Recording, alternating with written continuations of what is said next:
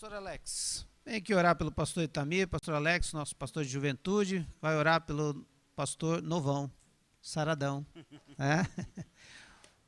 Pastor Itamir tem alguns anos dedicados à área de ensino, mais de 30 anos catalogados, né?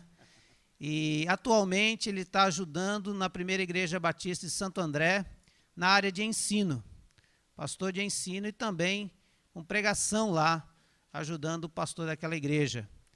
E eu queria nesse momento, então, nós orássemos, pedindo a Deus que o Senhor continue usando, né, a vida do servo dele. Senhor Deus, obrigado porque o Senhor já falou ao nosso coração, obrigado porque podemos te sentir, ó Deus, obrigado porque é tempo de te buscar. Deus, nesse tempo, eu te peço que o Senhor esteja ministrando a nossa vida, aos nossos corações, através do pastor Itamir. Deus, fala a tua vontade, ó Pai, expresse o teu querer sobre a vida de cada irmão que está aqui presente. Deus, que possamos te sentir, te ouvir, ó Pai, porque essa é a tua vontade, Deus. Pai de amor, obrigado pela vida do servo Itamir, Deus. Esteja com ele, abençoando a vida dele, ó Pai, e a sua família. Muito obrigado porque estamos juntos, glorificando, ó Pai, e honrando o teu Filho Jesus. Que esse tempo, ó Pai, seja para ministração, ó Pai, da tua palavra e para glorificação, ó Pai, do teu Filho. É em nome de Cristo que oramos. Amém. Obrigado. Boa noite, irmãos. A graça e a paz do Senhor. É um prazer estar aqui novamente com os irmãos e realmente quem esteve aqui, pelo menos no dia de ontem, né?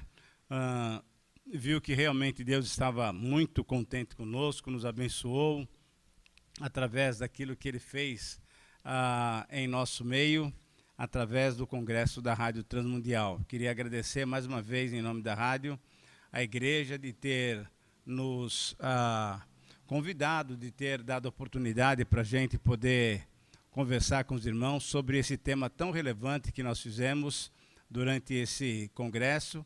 E uma coisa que é importante, talvez que você saiba, é que ontem foi a nossa estreia. Os congressos da rádio normalmente começavam pelo mês de fevereiro, por aí. Nesse ano nós começamos no mês de abril. E o primeiro congresso foi aqui. Então ontem foi a estreia das nossas palestras durante todo o ano de 2018. E a gente vai estar proximamente em Imperatriz, lá no Maranhão. Então a gente vai correndo o Brasil até o final de novembro. Então nós vamos ter vários congressos, sempre falando sobre esse mesmo tema, que é o quê? Restauração. Restauração, espiritualidade e missão. Então, ontem nós começamos e vamos estar proclamando essa mensagem que Deus tem nos dado já desde o finalzinho do ano passado, para poder conversar com a igreja do Senhor durante esse ano, porque esse é um ano bem especial. É um ano em que nós, como nação, né, nós vamos votar, vamos escolher os nossos dirigentes, mas é um ano também que, tirando um pouco o foco da política e olhando para a nossa igreja, é um ano que, mais do que nunca, nós precisamos olhar para a igreja e pedir a graça de Deus, pedir que Deus renove, reformule, restaure a igreja como um todo, né?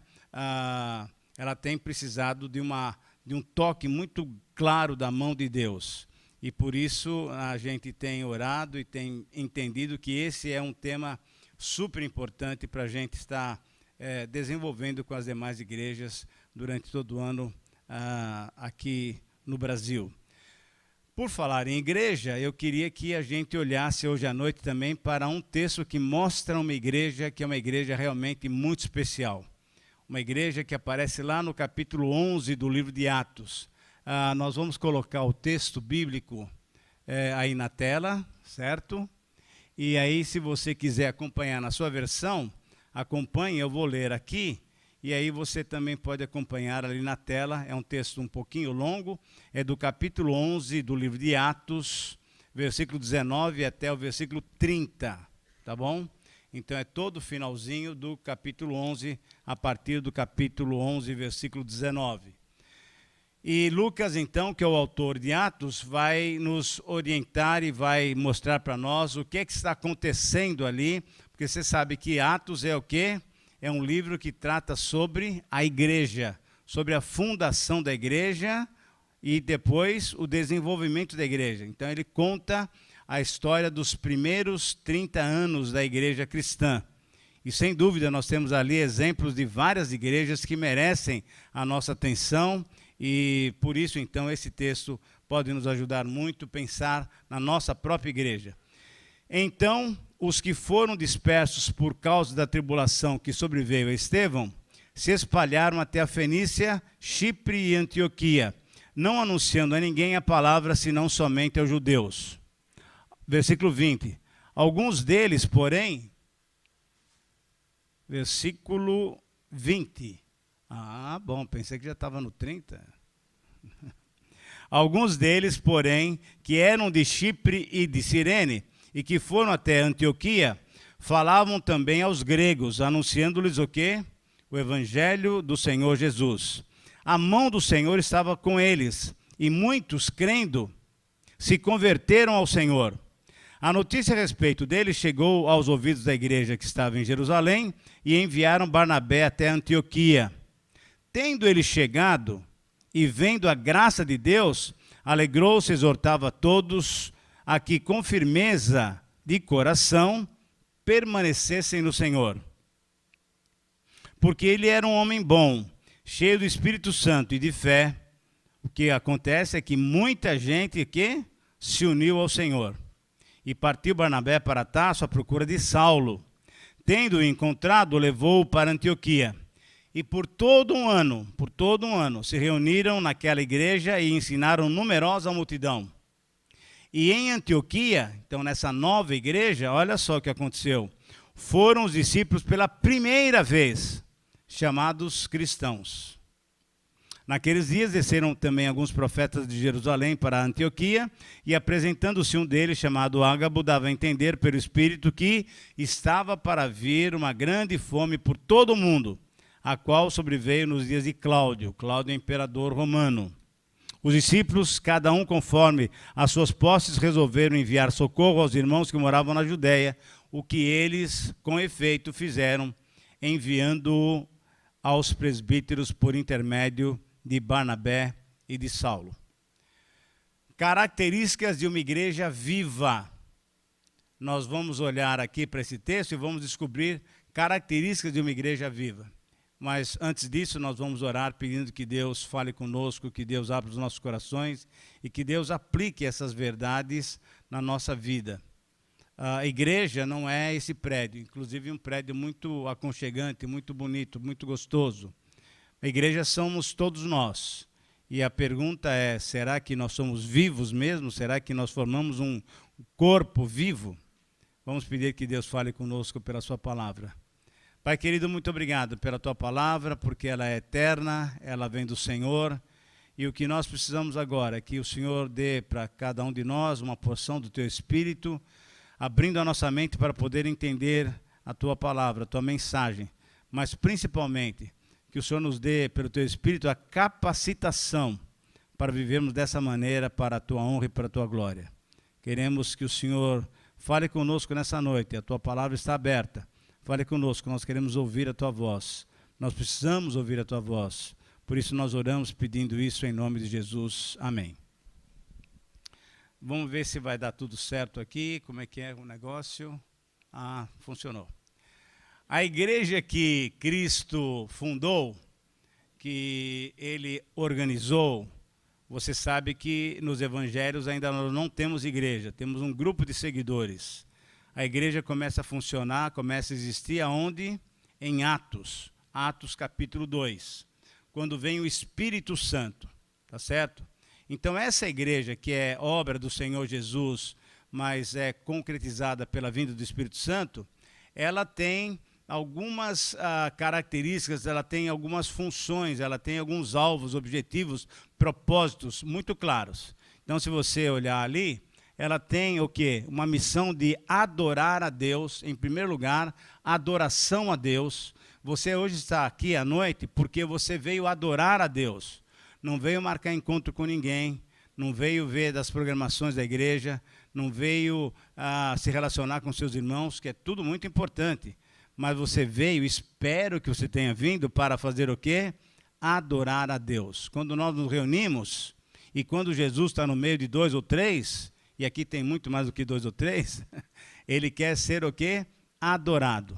Uma das metas, dos alvos, do propósito da igreja é adorar a Deus. Mas também ela tem outro propósito que é edificar-se mutuamente. Nós oramos uns pelos outros, nós temos comunhão uns com os outros, nós queremos saber uns dos outros, ajudamos, nos alegramos, choramos juntos. E exatamente isso que nós fizemos nesse período de oração. E essa é a edificação mútua. E quando nós estamos ensinando, compartilhando a Bíblia, nós estamos nos edificando também mutuamente. E uma outra área importante que a igreja tem que desenvolver, qual que é? É a proclamação do Evangelho a toda criatura. Toda criatura tem que ter essa possibilidade de ouvir as boas novas do Evangelho. E aí então Lucas vai mostrar para nós o relato daquilo que ele estava mostrando lá no capítulo 8. Se você quiser, então, abrir a sua Bíblia também lá no capítulo 8 de Atos, você primeiro vai abrir no finalzinho do capítulo 7 e depois no capítulo 8, que é bem pertinho, e você vai entender o que está acontecendo aqui, como é que Lucas vai mostrar essa igreja viva para nós. Quando você olha lá no capítulo 7, você vai ver que temos um problema sério, que é o quê? Uma grande luta, uma grande perturbação na igreja. Por quê? Porque se você olhar para o capítulo 7, um dos líderes da igreja, Estevão, ele está sendo o quê? Apedrejado. Ele está sendo morto. E tem um rapaz ali no meio daquela confusão toda que concorda com a sua morte, e ele está, inclusive, segurando as roupas dos mais velhos que estão apedrejando Estevão. Se você olhar, abra lá em Atos 8, você vai ver o que acontece. Lá no finalzinho do 7, nós temos uma expressão muito interessante. 7:59. E apedrejavam Estevão, que invocava e dizia o seguinte: Senhor Jesus, recebe o meu espírito. Então, ajoelhando-se, clamou em alta voz: Senhor, não lhes imputes esse pecado. E com essas palavras adormeceu, com essas palavras ele morreu. E olha lá o comecinho do capítulo 8, e Saulo consentia com a sua morte. Naquele dia, levantou-se grande perseguição contra a igreja em Jerusalém, e todos, exceto os apóstolos, foram dispersos para que regiões? Judéia e Samaria. Depois, então, o Lucas continua relatando que alguns irmãos vão sepultar Estevão e tal, e dá um detalhe bem interessante, que é o versículo 3, Saulo assolava a igreja, entrando pelas casas e arrastando homens e mulheres, e encerrava-os no cárcere. Bom, você conseguiu ver mais ou menos o contexto, uma igreja que está crescendo, uma igreja que está viva, está anunciando o evangelho, e aí então o que vem? Vem uma luta, vem uma dificuldade, vem uma contrariedade, vem uma perseguição. E é interessante que você veja bem isso daqui, no versículo 2, versículo 1 ainda.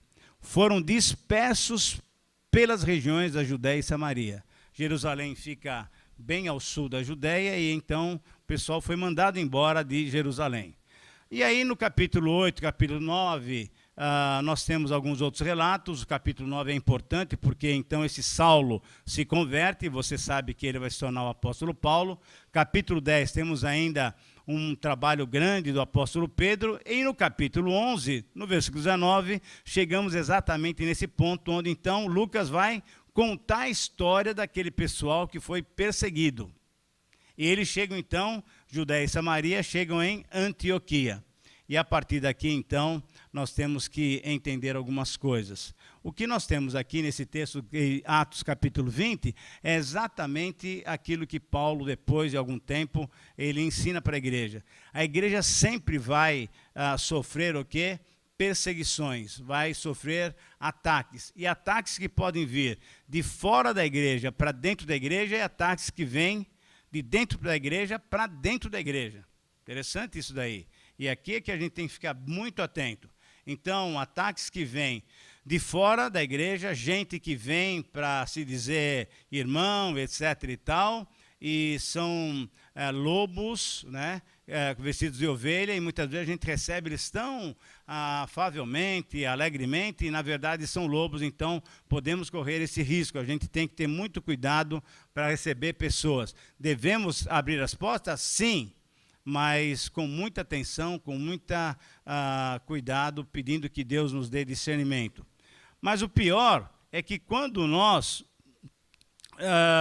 temos problemas na própria igreja, então alguns irmãos que têm algumas interpretações, que têm algumas ideias diferentes, eles começam a falar e começam a atacar, muitas vezes, o ministério da igreja. Mas não é bem assim, assim por diante. E aí o que acontece? Ataque de dentro da igreja para dentro da igreja. Então, a igreja, ela está sempre na berlinda. Ela está sempre sendo atacada. Por quê? Na verdade, você sabe que nós temos um inimigo que não quer que a igreja se expanda, que não quer que a igreja cresça. Mas uma igreja viva, essa que a gente vai ver hoje, ela tem condições de superar isso e aí andar como uma boa testemunha do Senhor Jesus Cristo. Esse pessoal, então, que foi disperso lá no capítulo 7 até o capítulo 8, que foi embora, o que acontece com eles?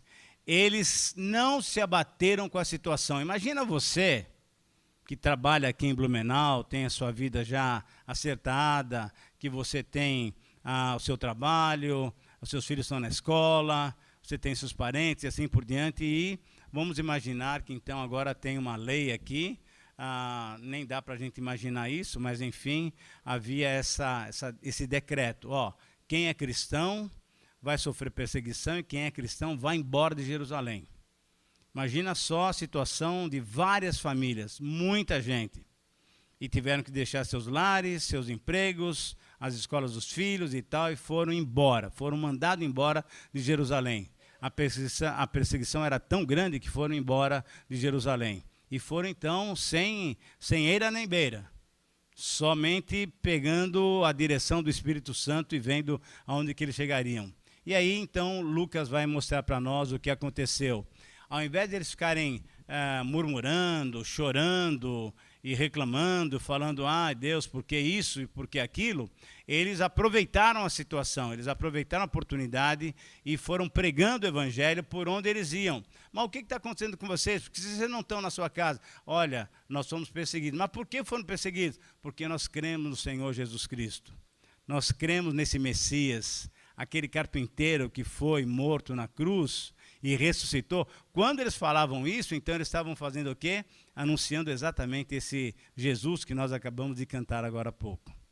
Então, imagina só, é uma situação delicada para cada um, para cada membro dessa igreja, para cada família dessa igreja, mas eles tinham o quê?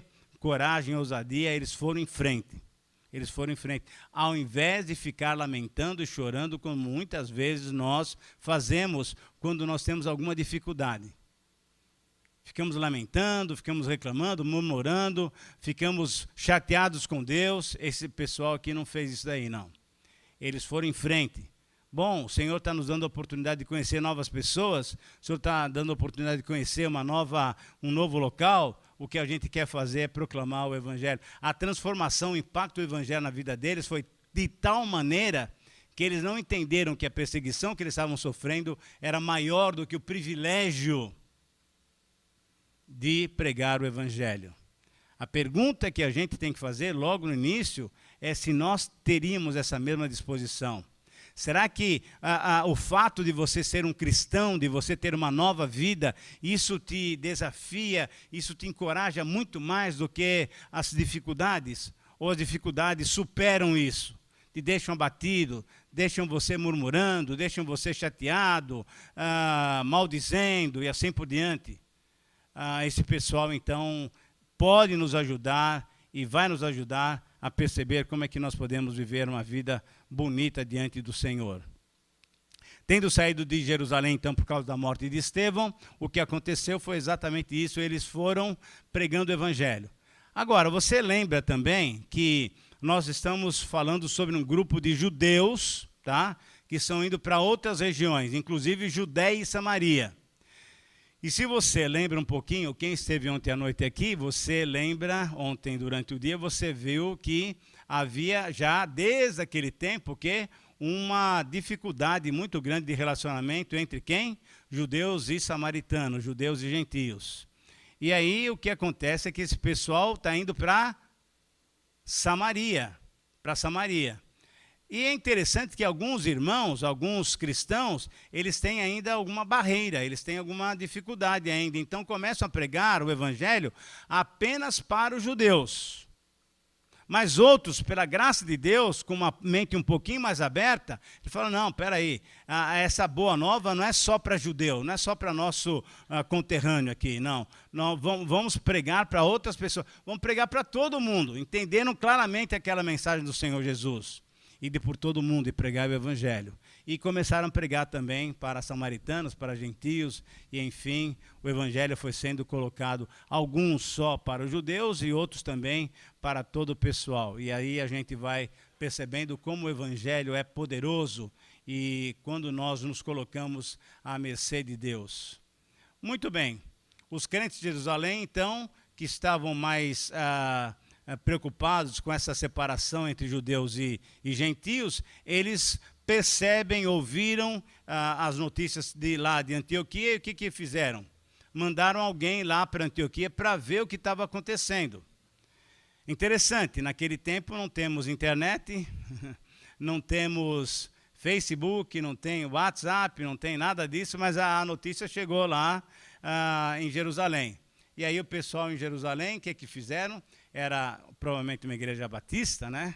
Então fizeram o quê? Uma assembleia, né? Estamos aqui propondo que alguém vá lá saber o que está acontecendo. E aí então, o que aconteceu foi o seguinte. Escolheram alguém. Peço a palavra. Pois não, proposta. Sabe como que é esse negócio, né? Não sei se vocês fazem isso aqui, mas, bom, enfim. E aí o que aconteceu?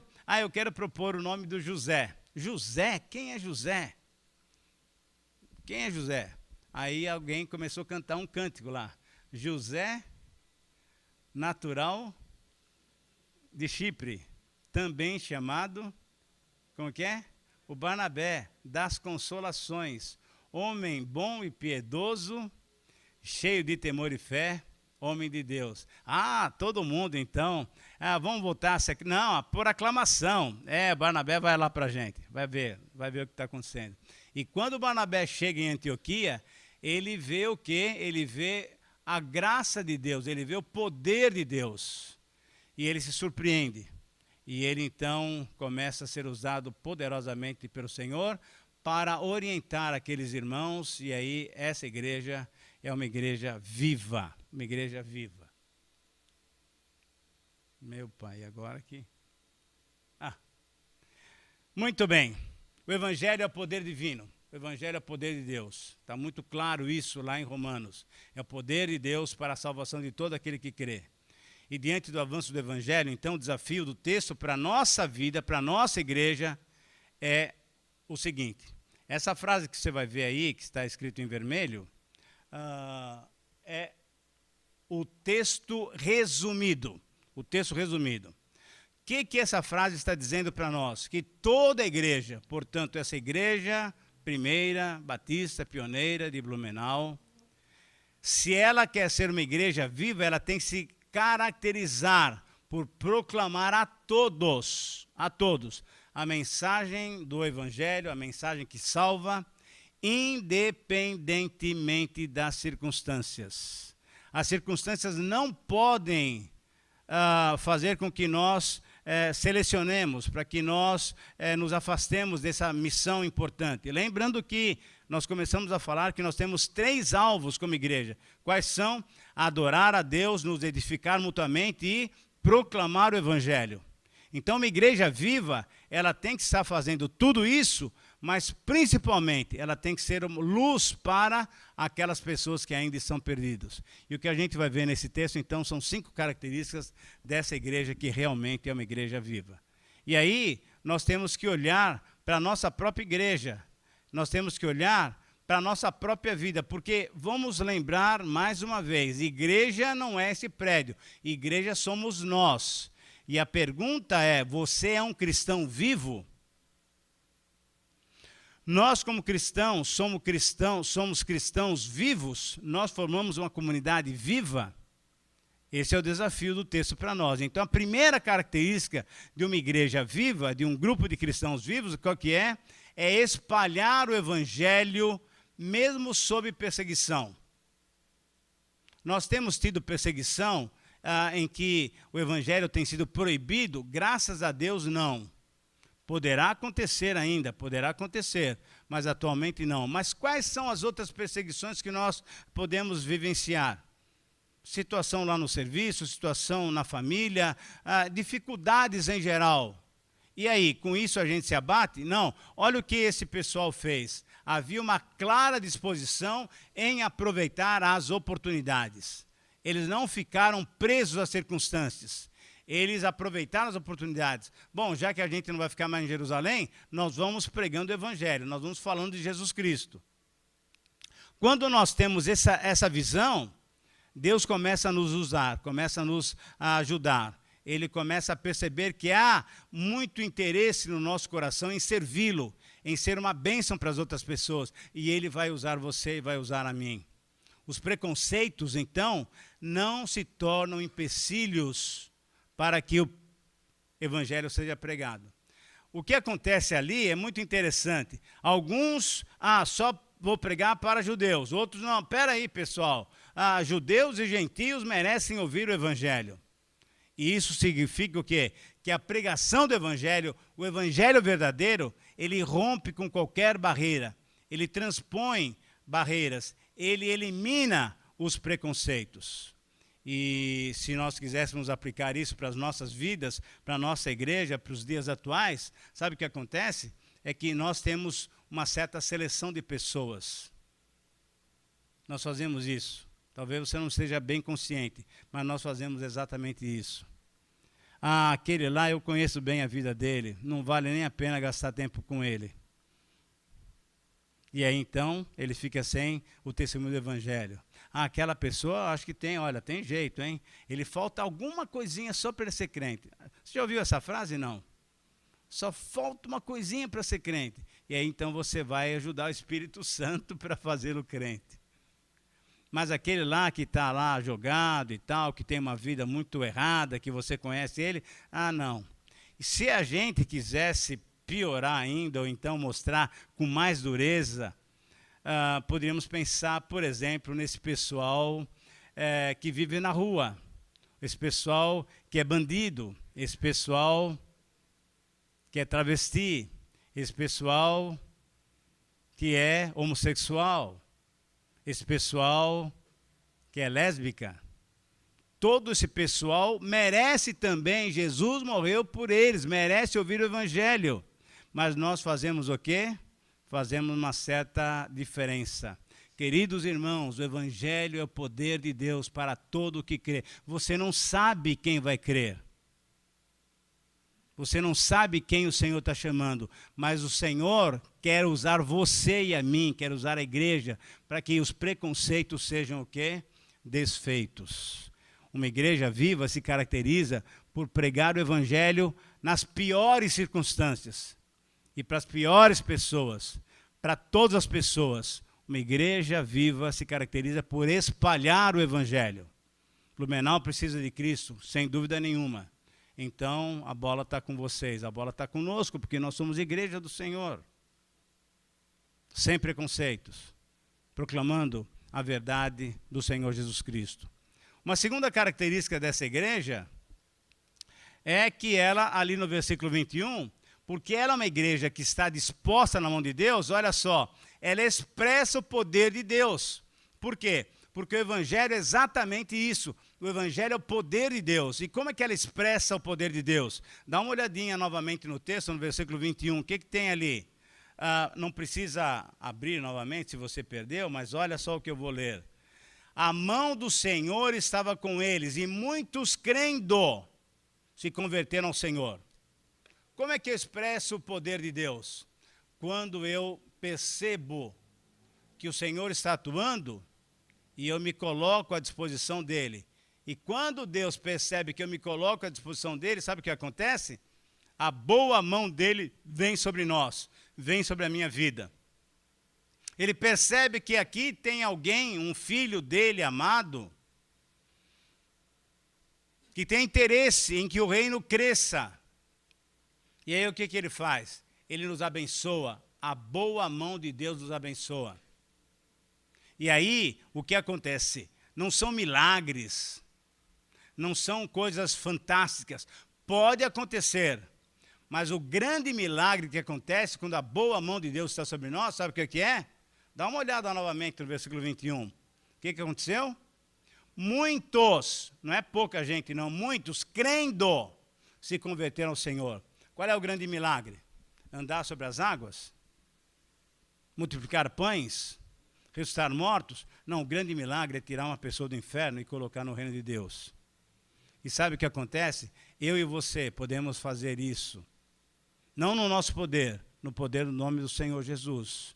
Mas nós podemos ser instrumentos para que pessoas saiam das trevas e venham para o reino do Filho do seu amor. Ah, queridos, mas isso aí precisa fazer o quê? Precisamos nos colocar debaixo dessa boa mão, dessa poderosa mão de Deus. E a partir daí, então, você só vai ser usado por Deus para que o nome dele seja honrado e seja glorificado. Uma igreja que é viva, um cristão que é vivo, ele tem que se comprometer em anunciar o Evangelho. Ele tem que se comprometer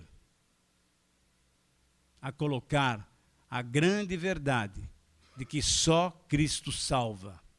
Para quem? Para os seus familiares, para aqueles amigos do serviço, para aqueles amigos da vizinhança, o pessoal mais novo, para os amigos da faculdade ou da escola ainda. Nós temos que anunciar o Evangelho do Senhor Jesus Cristo. Sabe o que acontece, pessoal? E eu sei, eu estou numa fase de idade, eu estou vendo alguns irmãos já de cabelo branco e alguns outros que não têm nem mais cabelo, né? Então, graças a Deus por isso. É uma indicação também para esses que não têm mais cabelo, que o Senhor já está chamando você, né?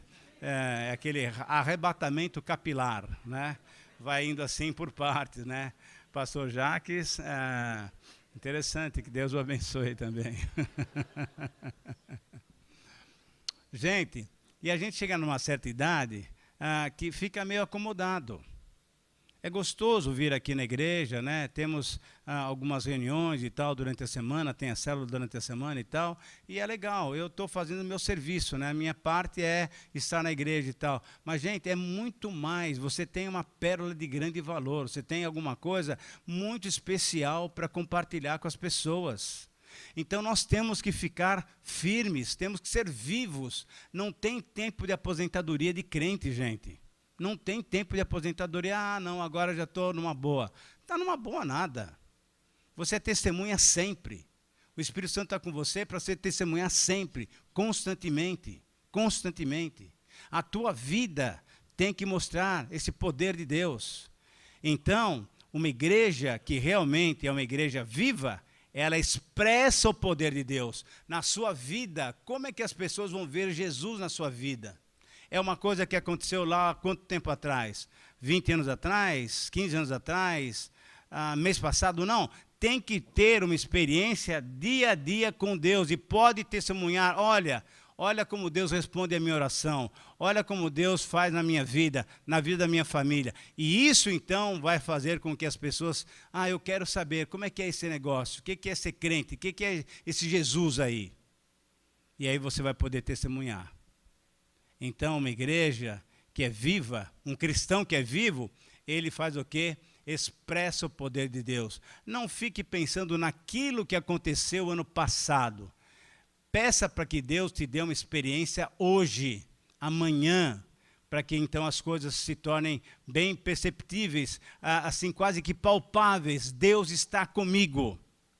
Deus está comigo. Deus está com a minha família. Deus está comigo lá no emprego e assim por diante. E aí, então, muita gente vai se unir ao Senhor, porque a boa mão de Deus recai sobre nós. Terceira característica dessa igreja aparece lá nos versículos 22, 23 e 24. E aqui é muito interessante a gente perceber o seguinte. Ela se expande, essa igreja então cresce sob o quê? Sob a graça de Deus. Todo o nosso planejamento, toda a nossa estratégia, tudo aquilo que a gente pode bolar em termos humanos, vale a pena, não tenha dúvida nenhuma. Por isso é que Deus tem nos dado inteligência. Mas o poder, as condições para que a igreja cresça, é graça de Deus, é graça de Deus. E eu quero que você, então, ouça comigo novamente esses versículos 22 a 24. A notícia chega até Jerusalém e eles querem saber o que está acontecendo. E o que acontece é que eles fazem uma eleição lá, então, e mandam Barnabé até Antioquia para ter um relatório, para dar um relatório, para ver o que está acontecendo. Agora, eu queria que você percebesse o seguinte. Olha só algumas características desse homem de Deus. Tendo ele chegado e vendo a graça de Deus, ele se alegrou. E se você tiver uma versão correta da Bíblia, tem uma palavrinha aí, em algumas versões, alegrou-se e exortava. Essa palavra exortava, esse verbo, no original, não é pegar no pé. Porque você deve se lembrar, ou você deve ter pelo menos essa ideia, quando você fala, não, aquele irmão precisa de uma exortação, o que você está querendo dizer? Que aquele irmão precisa ser chamado a atenção. A palavra no grego é completamente diferente. A palavra no grego quer dizer, aquele irmão precisa de encorajamento, precisa de ânimo. Vamos ficar do lado dele. Então, ele se alegrou ao ver o que Deus estava fazendo e animava o pessoal. Para quê? Olha só que interessante. Esse Barnabé é fora de série, pessoal. Dá uma olhada aqui. Ele incentivava, encorajava o pessoal a que todos com firmeza de coração permanecessem no Senhor. E porque ele era um homem bom, cheio do Espírito Santo, cheio de fé, o que aconteceu? Muita gente se uniu ao Senhor. Então, uma igreja viva, um cristão vivo, se caracteriza por o quê? Expandir a graça de Deus. Promover a graça de Deus. E aqui é muito interessante a gente ver o trabalho de Barnabé. Primeiro, ele é um homem confiável, porque a igreja entendeu que ele seria a pessoa responsável para estar lá em Antioquia e depois trazer um relatório. O único detalhe de Barnabé aqui, que a gente pode até reclamar dele, é que ele não voltou. Ele viu que a coisa estava tão boa, tão boa, tão boa, ele falou, opa, pera, vou ficar por aqui, Deus está mexendo aqui, eu vou ficar por aqui. Eu quero aproveitar aquilo que Deus está fazendo. E pelo que a gente sabe, ele só vai voltar bem depois, quando ele leva a oferta para o pessoal de Jerusalém. É muito interessante. Agora, as características desse homem são características que mexem com a gente. Então, a graça de Deus na vida de alguém vai fazer com que essa pessoa seja o quê? Boa, cheia do Espírito, cheia de fé e o quê? Um incentivador. A própria palavra Barnabé, se você olhar depois nos capítulos iniciais de Atos, quando ele aparece, ele é filho da consolação. O significado é filho da consolação, quer dizer, ele é alguém que consola, alguém que conforta, alguém que estimula. Significa o quê? Que esse homem ele tem um dom espiritual de confortar, de animar o pessoal. Então esse homem é um homem realmente usado pelo Senhor para que pessoas possam crer no Evangelho que salva. A pergunta é, e é a pergunta que eu faço para mim mesmo, mas eu quero também compartilhar com vocês. Você é uma pessoa boa? Você é um cristão bom? Bom. Tem boas intenções? Tem boas atitudes? Pergunte a você mesmo. E talvez pergunte para sua esposa que está aí do lado. ou para o seu amigo que está do lado: você é bom? Né? Estou vendo uns cochichos aí e tal. Será que se a gente pedisse para a igreja votar para eleger alguém, para representar a igreja, para verificar alguma coisa da igreja, será que você seria indicado? Essa é a grande pergunta. Essa é a grande pergunta. Mas além de ser uma pessoa boa, porque é uma coisa um pouco mais geral, era alguém o quê? Cheio do Espírito Santo. Quem dirige a tua vida? É você? Ou é o Espírito Santo que tem dirigido a tua vida? Diariamente, constantemente. Ah, mas negócio de Espírito Santo, a gente é batista, não somos pentecostais. Espírito Santo é bíblico. Espírito Santo é Deus. E ele tem que dirigir a nossa vida. Esvaziamos-nos para que ele possa nos encher. E ele nos enchendo, ele nos conduz. Ele nos dirige. Ele vai dando as dicas para nós, o que fazer, o que não fazer, o que falar, o que não falar, como viver para que o Evangelho do Senhor Jesus Cristo possa alcançar mais pessoas. Ele era um homem cheio de fé, crendo realmente no poder de Deus. Você tem fé mesmo? Você crê? Ou você está simplesmente acostumado com aquilo que você vem vindo aí há tantos anos? Você é um crente já de muito tempo, mas e a tua fé, como é que está? Ah, minha fé eu apliquei em Jesus lá em 1900 e não sei quando. Não, fé é dia a dia, é viver pela fé. É viver diariamente pela fé, sabendo que Deus é que está nos sustentando. Isso é vida de fé. E o que acontece quando nós vivemos assim? Gente, dá uma olhada no versículo 24. Muita gente se uniu ao Senhor. Muita gente se uniu ao Senhor. Muita gente se uniu ao Senhor. Por quê? Porque Deus tem, então, servos, instrumentos usáveis, né? Úteis nas suas mãos. Barnabé foi uma pessoa desse tipo. E por isso, então, essa igreja, e Barnabé já está nessa igreja, ela se expande sobre o quê? Sobre a graça de Deus. Não é pelo nosso poder, não é pela nossa mensagem, não é pela nossa estratégia, não é pela nossa maneira gostosa e bonita de pregar. Não, é graça de Deus, é graça de Deus. Deus vai chamando quem Ele quer, mas Ele vai chamando através de instrumentos. Instrumentos. E Barnabé aqui é um instrumento na mão de Deus. Versículo 24, então, terminando essa característica, muita gente se uniu ao Senhor. Nós estamos no mês de abril. Mas então, você pode se lembrar, em 2017, nós tivemos 12 meses. Isso não é medida de ser um bom crente ou não. Mas a pergunta que eu faço para você é o seguinte: quantas pessoas vieram para Jesus Cristo através de você em 2017? Quantas pessoas vieram para Jesus Cristo em 2017? Através do seu testemunho, através da sua vida. Ah, mas eu não sei falar. Não precisa falar, precisa viver. As pessoas que estavam junto com você, que não eram cristãos, primeiro, sabiam que você era cristão?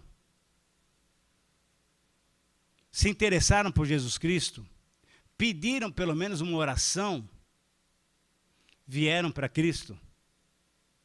Gente, você concorda comigo que essa é uma palavra muito desafiadora?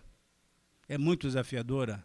E eu e você precisamos da graça do Senhor para fazer isso. Porque não é pela nossa estratégia, é pela graça de Deus. É pela graça de Deus. Mas Ele quer usar a gente. Ele não vai mandar anjo do céu para resgatar pecadores, não. Ele vai usar eu e você. Vai nos usar para que pecadores cheguem até a salvação. Uma igreja, um crente vivo faz o quê? Ele se expande, ele espalha o evangelho sob a graça de Deus. Mas temos mais uma quarta característica dessa igreja. Qual que é? Ela se caracteriza por quê? Porque ela executa os planos de Deus. Quais são os planos de Deus para nós como igreja? Nós já falamos lá no começo. Um dos alvos é o quê? Adorar a Deus. O outro alvo que nós estamos trabalhando é proclamar o evangelho. Mas tem um terceiro alvo que é o quê? Comunhão, instrução mútua, edificação mútua. E o que você percebe aqui no versículo 25 e 26 é exatamente isso. Qual é o plano de Deus? Sabe de uma coisa? Vou dar uma ilustração que eu acho que você vai entender bem. Você já viu bastante esses grupos de cantores aí, né, de pagode, de não sei mais o quê, uma opção de grupo para lá e para cá. E aí daqui a pouco tem o vocalista e tal que sobressai, e aí o que ele faz? Vai fazer o quê? Carreira solo.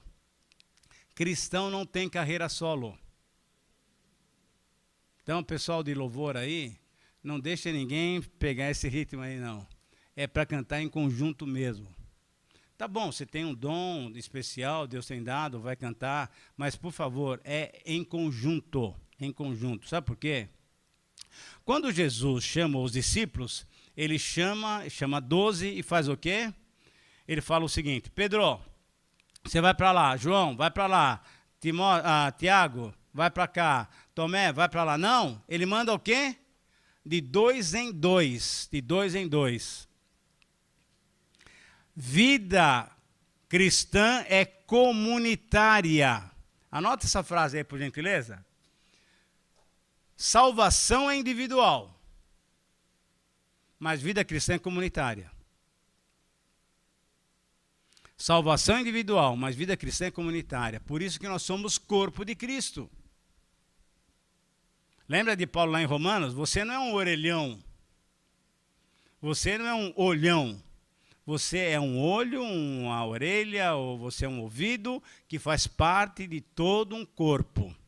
Portanto, o que nós encontramos aqui é que Barnabé entende claramente o plano de Deus. Qual é o plano de Deus? Bom, eu vou chegar lá, estou vendo que está tudo muito bem, eu sou agora o pastor da igreja. Eu sou agora o líder máximo dessa igreja. Que isso? Que é isso? Isso não é pensamento cristão. E sabe o que acontece nas nossas igrejas? O meu departamento é meu. Ninguém vem aqui dar palpite porque é meu. Eu sei o que fazer. Meu amigo, o seu departamento é de Deus. Não é seu, é de Deus. Você está ali apenas servindo. E é bom que você saiba como você deve servir com mais alguns irmãos juntos. Em companhia. Em companhia. E aí, olha só o exemplo de Barnabé, é muito interessante. Ele dá uma olhada, vê que aquela multidão está crescendo, Deus está fazendo uma obra maravilhosa, e aí ele fala, puxa, e desculpem agora essa expressão que eu vou usar, bem popular mesmo, bem comum entre nós, ele fala o seguinte: é muita areia para o meu caminhãozinho. Não aguento, sozinho não dá. Tem muita coisa para fazer aqui. E o que ele faz? Ele se lembra de alguém que tinha tido uma experiência espetacular com o Senhor Jesus Cristo. Quem era esse rapaz? Saulo. Esse Saulo que estava lá no capítulo 7 e 8 fazendo o quê? Ajudando a matar Estevão. Esse homem foi transformado, porque o poder do evangelho faz isso, transforma as nossas vidas. E aí Barnabé fala, puxa, aquele rapaz que teve aquela experiência vai ser uma bênção aqui comigo. E ele chama Paulo, ele chama Saulo, vem ficar comigo aqui, vamos trabalhar, porque tem coisa maravilhosa. Deus está fazendo uma obra maravilhosa. Gente, queridos irmãos, mais velhos, mais experientes da igreja, deem oportunidade para a nova geração, deem oportunidade para os jovens, novos. Precisam de gente para o quê? Para dirigi-los, para encaminhá-los, para discipulá-los, para mentoreá-los, mas deem oportunidade. Barnabé é um homem, se você olhar depois para a vida de Paulo, de Barnabé, no livro de Atos, você vai ver que ele é alguém que trabalha com Paulo. Paulo é esse grande apóstolo que a gente sabe que é, porque ele foi trabalhado por alguém que entendeu que valeria a pena investir na vida dele. Barnabé é alguém que depois até briga com Paulo para continuar trabalhando com um outro jovem. Quem é? João Marcos. E esse João Marcos, depois de algum tempo, se você quiser anota aí, ele é o autor do nosso evangelho. Então, um menino que tinha fugido da primeira viagem missionária, que tinha desistido, e Paulo falou, não, quem não anda comigo não vale a pena eu investir novamente. Barnabé falou, não, eu vou cuidar dele, deixa comigo.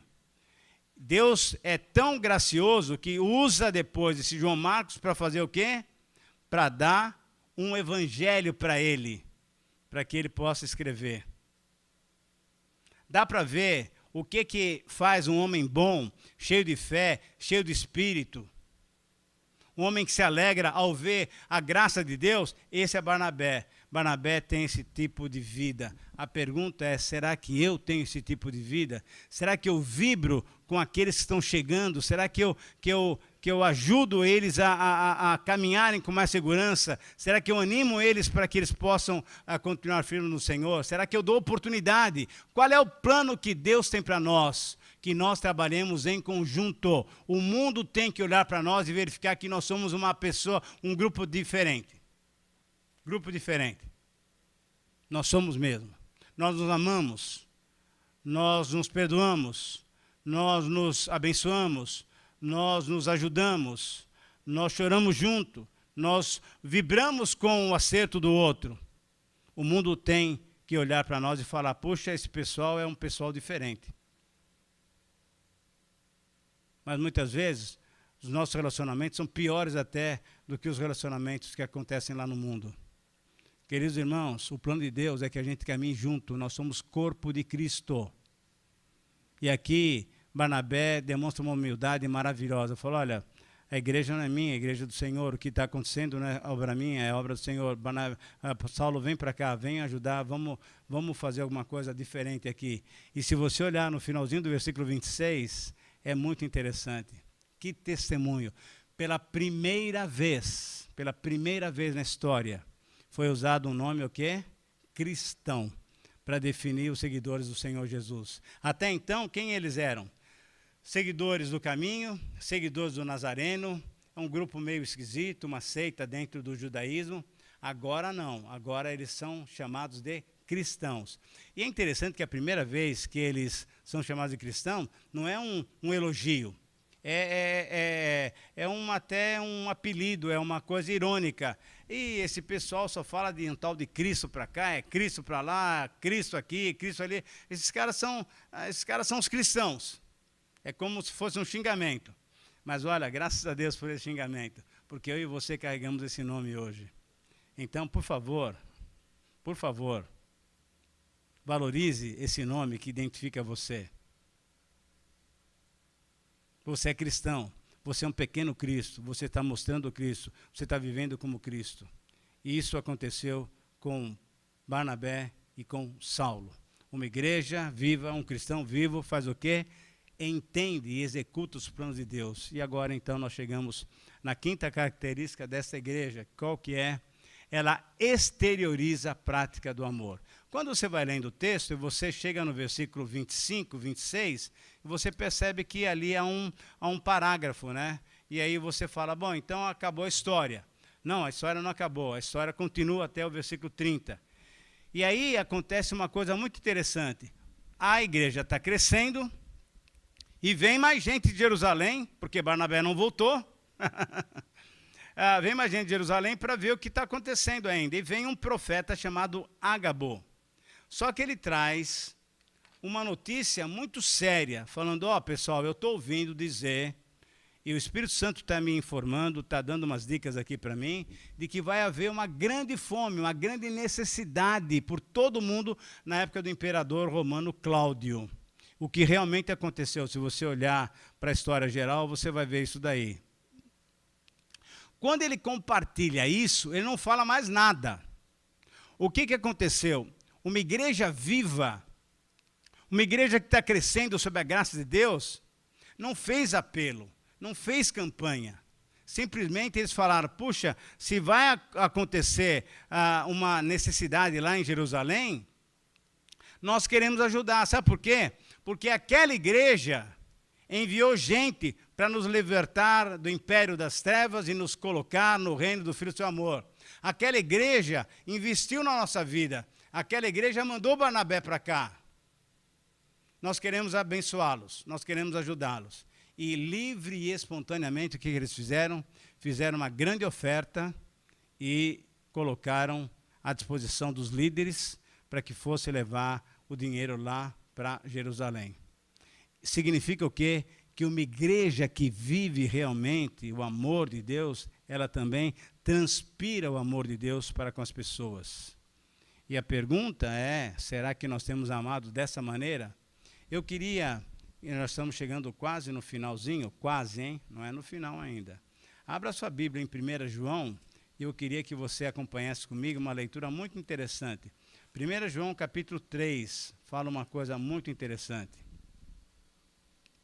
Versículo 16 diz assim, 1 João 3,16. Nisso conhecemos o amor, que Cristo deu a sua vida por nós e nós devemos dar a nossa vida pelos irmãos. Então, olha o que é amor. Amor é Cristo dar a sua vida por nós e nós darmos a nossa vida pelos irmãos. E aí, olha o que ele fala. Ora, aquele que possuir recursos neste mundo e vir a seu irmão padecer necessidade e fechar-lhe o coração, a pergunta é, como pode permanecer nele o amor de Deus? Você fala uma coisa, mas vive outra. E aí ele fala uma coisa muito interessante e é uma orientação. Filhinhos, não amemos de palavra nem de língua. Falar é fácil, mas ame de fato e de verdade. Será que nós temos tido esse tipo de amor para com os nossos irmãos?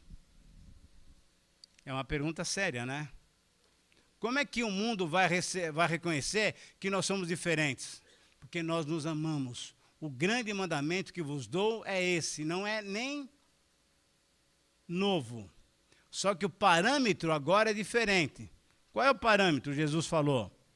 Não ame mais como você ama a si mesmo, mas ame como eu vos amei. Aí a coisa é diferente.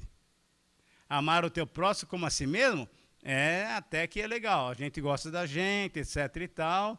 Então, se nós vamos fazer isso, já vai ser uma coisa muito legal para o nosso próximo. Mas amar como Cristo amou, aí é que é difícil, aqui é o desafio. E como é que ele amou você? Entregando a sua vida por você. Dando a sua vida por você. Então ame seu irmão fazendo isso. Dando a sua vida por ele. E aí o mundo vai saber que nós somos discípulos do Senhor Jesus. Quando aqueles irmãos lá de Antioquia perceberam o que Ágabo estava falando, eles não ficaram, será que a gente pode ajudar? Será que não? Não, eles simplesmente, eles tomaram decisão, nós vamos fazer uma oferta aqui, vamos fazer uma coleta e vamos mandar uma grana lá para o pessoal de Jerusalém, que eles vão passar necessidades. Uma igreja viva, o que ela faz? Exterioriza, não o amor, mas a prática do amor. Falar que eu amo você, muitas vezes durante os cânticos, né? Não sei se aqui se faz isso, e até recomendo que não se faça isso. Diga para o seu irmão que você o ama, dá um abraço nele. Durante o cântico é fácil fazer isso, pessoal. Eu quero ver no dia a dia. Eu quero ver no dia a dia. Tudo bem, quer fazer aqui, faz, mas saiba que isso não significa amor. Amor é lá, durante a semana. Sabendo o que está acontecendo com ele, sabendo a necessidade dele, indo lá ajudar, mandando um WhatsApp com um versículo bíblico, falando, estou orando por você, visitando ele lá no hospital, fazendo, enfim. Amor é muito mais do que simplesmente um abraço. Embora Abacuque significa abraço. É muito bom, mas tem muito mais do que abraçar. É colocar a mão no bolso e soltar a grana. Tá? É isso daí. O que esse pessoal fez, uma igreja que ama, é uma igreja viva. O mundo precisa ver isso aqui. O mundo precisa ver que a gente se ama. O mundo precisa ver a graça de Deus, o poder de Deus, a maneira como Deus atua em nossas vidas. Queridos irmãos, esse texto para mim é um grande desafio. Nossa igreja, nós temos características que nós temos que colocar em prática. E a prática é olhar para esse texto, pedir a graça de Deus, pedir a capacitação dele, para que as coisas aconteçam. Eu quero terminar, então, com algumas perguntas interessantes que eu acho. o que é que você tem feito para que a sua igreja apresente essas características? Qual é a tua parte nessa história? O que é que você tem feito para que essa igreja apresente essas características? Segunda pergunta. Nós estamos dispostos a partilhar, a compartilhar o nosso ministério com outros irmãos? Isso eu falo bem aqui dentro para a nossa igreja, porque muitas vezes nós então temos os nossos ministérios e nós queremos mandar naquele grupinho de pessoas. Ministério para servir. Ministério significa servir. Barnabé não falou, agora eu sou o cara daqui da igreja. Não, ele foi lá e chamou Paulo. Será que a gente tem essa liberdade, essa consciência de que nós sozinhos não podemos fazer nada? E que é bom trabalhar em conjunto? Terceira pergunta. Que as nossas características dessa igreja, essas características, possam mostrar para o pessoal que nós somos cristãos. E a pergunta, então, final é, só quando, e na verdade nem a pergunta, é uma afirmação, só quando proclamamos o Evangelho e aproveitamos todas as oportunidades, é que nós seremos considerados uma igreja viva. Vale a reflexão? Vale pensar nisso? Então, que Deus nos dê misericórdia e graça, para que não só pensemos, mas que pratiquemos isso, que nós possamos viver assim, para a honra e para a glória do nome do Senhor Jesus. Amém? Que Deus nos abençoe e nos capacite a viver dessa maneira.